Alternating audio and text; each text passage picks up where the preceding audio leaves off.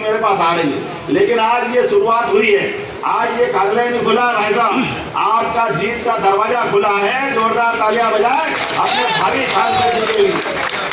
पूरा देश मोदीमय हुआ है, पूरा देश आपका आह्वान कर रहा है, क्योंकि आपके लिए नहीं, ये भारत में सरकार बनाना स्वामी विवेकानंद की इस घोषणा के लिए जरूरी है, जिनने कहा कि 21वीं शताब्दी भारत की होगी और भारत की शताब्दी होगी तो भारत दुनिया का नेतृत्व करेगा, दुनिया का नंबर 1 देश बनेगा भारत। और नंबर 1 देश में हमको कितना अच्छा लगता है कि कोई विदेशी मेहमान आए तो भगवान की वो गीता जो अपने मुखारबिंद से दी थी, उन्हें अपनी गीता को अमेरिका राष्ट्रपति और उसके हाथ में रखते हैं। गया जमाना जब ताजमहल पकड़ाते थे, अरे जब ताजमहल हो बाकी चीजें हो, लेकिन रामायण और गीता की बराबरी हो सकती है क्या? ये ज्ञान की नगरी, ज्ञान का देश, दुनिया का हमेशा विश्व गुरु के नाते से माना जाने वाला देश, इसकी पुनर्स्थापना का यज्ञ चल रहा है। मैं आपके माध्यम से अपील करना चाहता हूँ, मैं देरी से क्षमा चाहता हूँ, लेकिन अगली बार आप बुलाओ, धूमधाम से और विस्तार से बात करेंगे। तो मेरे साथ सब तैयार हो जाओ, हाथ की मुट्ठी बांध करके खड़े हो जाओ, और हम एक एक कार्यकर्ता जब तक आखिरी वोट नहीं डल जाए तब तक शांति से नहीं बैठेंगे। बोलो सब तैयार है? बोलो सब तैयार है? तो मैं आपसे आह्वान, और इसी कारण से जितनी गाली बकना हो, जो कहना हो कह दीजिए, लेकिन हमारी पार्टी और हमारे पार्टी के नेताओं को इसलिए फर्क नहीं पड़ता कि जनता आपको जानती है, जनता आपकी हैसियत समझ गई है, जनता आपकी सारी कलाई खोल करके आपने आप में देख चुकी है कि आपको हम सरकार में बिठाते हैं। आपके रहते रहते हिंदू मुस्लिम दंगे होते हैं, कर्फ्यू लगते हैं, तमाम प्रकार की आतंकवादी घटना होती है। नरेंद्र मोदी जी के नेतृत्व में 10 साल के अंदर पूरे देश में क्यों दंगे नहीं हो रहे? 10 साल के अंदर क्यों भारत आगे बढ़ रहा है? वित्त व्यवस्था से लेकर सारे क्षेत्रों में आगे बढ़ रहे हैं। और अभी मेरी तो सरकार को ज्यादा टाइम नहीं हुए, लेकिन 3 महीने से भी कम समय में जिस प्रकार से मध्य प्रदेश में मोदी जी के आह्वान पर सरकार बनी है, हमारी सरकार ने निर्णय किया है कि भगवान राम का तो धाम बन ही चुका है, अयोध्या का आनंद हुआ है, उज्जैन में बाबा महाकाल का महालोक बन करके आनंद दे रहा है। लेकिन भगवान राम अयोध्या के बाद चित्रकूट उनको सबसे प्रिय है। हमने चित्रकूट का निर्णय किया है, अब चित्रकूट में भगवान राम के सारे देवस्थान आनंद के साथ उसी प्रकार से जगमगाएंगे जैसे भगवान की कीर्ति प्रसिद्धि थी। हमने प्राधिकरण बनवा दिया, और केवल चित्रकूट नहीं, भगवान राम, और आपको जानकारी में है भगवान कृष्ण भी उज्जैन ही शिक्षा ग्रहण करने आए थे।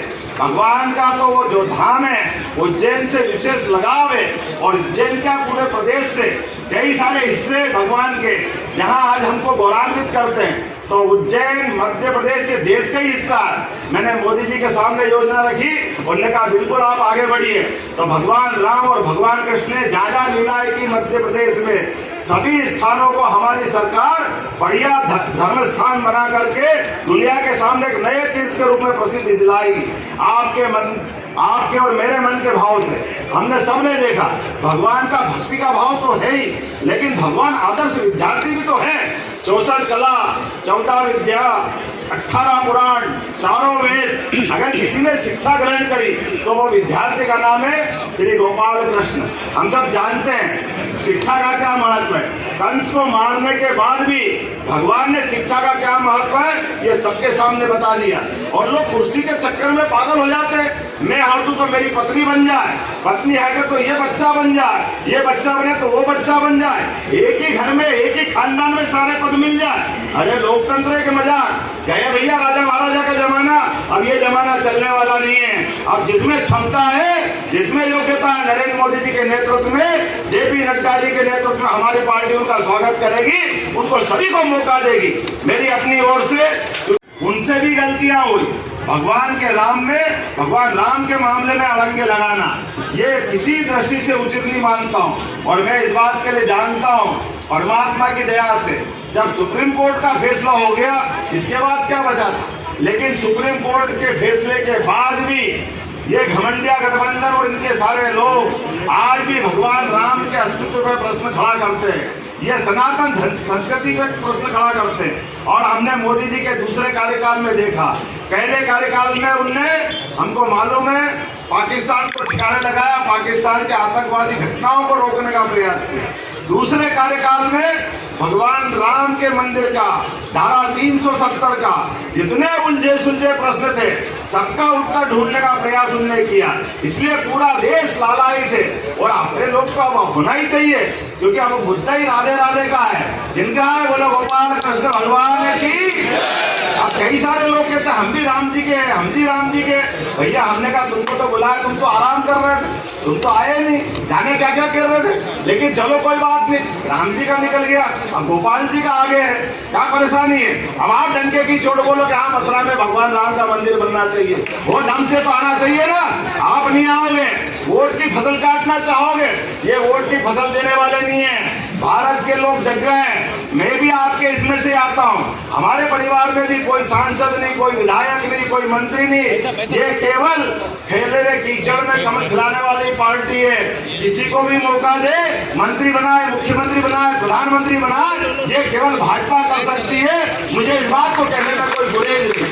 एकमात्र पार्टी भारतीय जनता पार्टी जो हर किसी को मौका देती है। हमारे बीच में कोई इस तरह का भाव नहीं है, कोई कांग्रेस नहीं, कोई बीजेपी नहीं, लेकिन जो राष्ट्रवादी भाव की बात करेगा हमारे उसके साथ चलना पड़ेगा। और मुझे इस बात की प्रसन्नता है यशस्वी नरेंद्र मोदी जी के नेतृत्व में जिस प्रकार से भाजपा चल रही है, भाजपा ने अपने सभी क्षेत्रों में एक के बाद विकास के नए कीर्तिमान बनाए।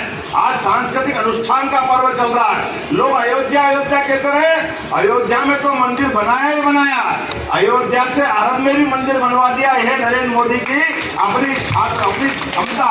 ये धाक और साख कि हमारे अपने देवी देवता दुनिया में कहीं भी हो, उनका मान सम्मान क्यों नहीं मिलना चाहिए, उनको क्यों सम्मान के साथ नहीं देखना चाहिए। इसलिए तो राम राज्य की बात करते हैं। और राम जी का जीवन भी 11 साल पंचमढ़ी के हमको मालूम है आगे बढ़ करके जिस प्रकार से चित्रकूट में जीवन जिया है, और लगा के कठिनाई के दौर में भी जो उपलब्ध संसाधन है उस संसाधन के बलबूते पर जिसकी लंका सोने की थी, जिसका घमंड 7वें आसमान पे चलता था, जिसका दिमाग एक नहीं 10-10 दिमाग बना करके अपनी कौन सी सत्ता चलाता मालूम नहीं, लेकिन ऐसे घमंडी रावण को घर में जाकर के अपने आदिवासी वनवासी हनुमान जी और सुग्रीव की सेना कौन कौन थे बताने की जरूरत नहीं, लेकिन सारे समाज को साथ लेकर के उस घमंडी का घमंड तोड़ने का काम भगवान राम ने किया है। हम उस आदर्श को मानने वाले लोग हैं जो जय जय श्री राम ऐसे ही नहीं करते। जीवन में सुबह शुरुआत होती राम राम से,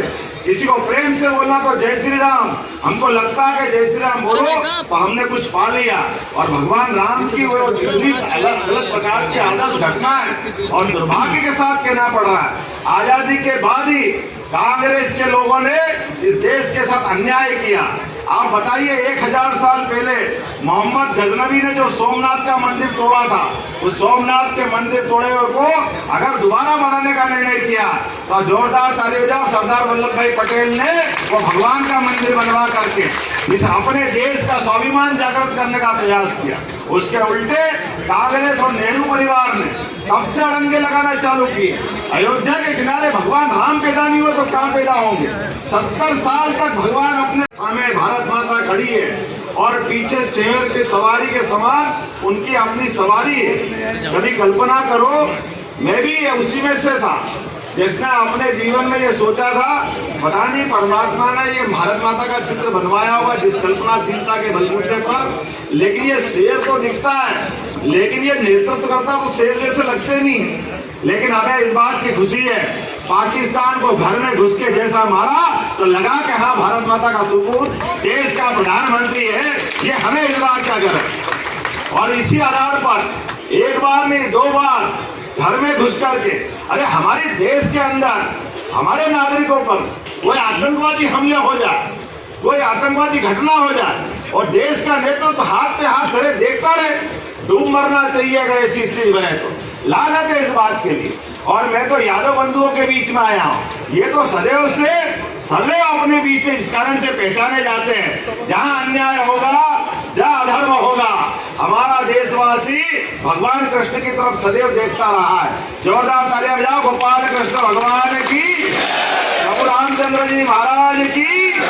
समूचे समाज को साथ लेकर के जब जब अन्याय अत्याचार हुआ है, भगवान राम तो कितने आदर्श है। उनके जीवन काल के अंदर संबंधों को निभाने में भगवान का कोई तोड़ नहीं किसी से। इस प्रकार का उनका जीवन रहा, इतना पवित्र जीवन।